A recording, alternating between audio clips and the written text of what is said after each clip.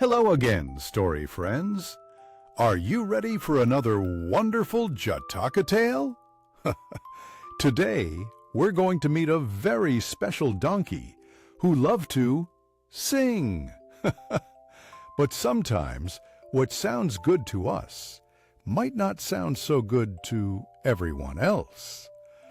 Our story today is called The Musical Donkey. It's a tale about listening to good advice and knowing when it's better to be quiet. Let's find out what happened. Once upon a time, in a small village, there lived a hard-working donkey.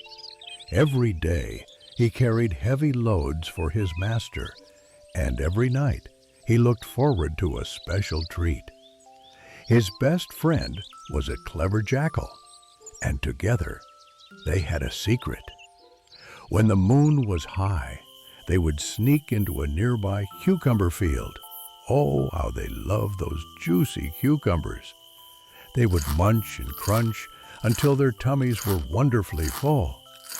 One night, after a delicious feast, the donkey felt incredibly happy. He turned to the jackal, a big grin on his face, and said, "Oh, my dear friend, I feel so full and joyful. I simply must sing a song to celebrate." The jackal's eyes grew wide. "Oh no, my dear donkey," he whispered urgently. "Please don't. Your singing, well, it's not quite like a nightingale's. It's very loud, and it will surely wake the field guards. We'll be in big trouble." But the donkey just brayed loudly. "What are you talking about? My voice is magnificent.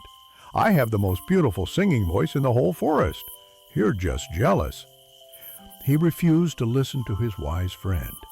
So, with a defiant flick of his ears, the foolish donkey threw back his head, took a deep breath, and let out the loudest, most jarring "Hee-haw, hee-haw, hee-haw" he could possibly make.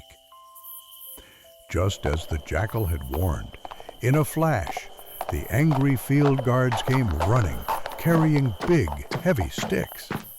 The jackal, being quick and clever, managed to sneak away and hide. But the poor donkey, who was still trying to sing, was caught. The guards were so cross about their ruined cucumbers and the noisy disturbance that they gave the donkey a really big thump with their sticks. Ouch! The donkey brayed in pain, realizing his mistake too late. He limped away, bruised and sore, finally understanding that sometimes, even if you think you sound amazing, it might not be the best idea to share your music with everyone, especially when you're supposed to be quiet. And so, the musical donkey learned a very painful lesson that night. It's always good to listen to the wise advice of your friends. And sometimes, it's better to enjoy your happiness quietly.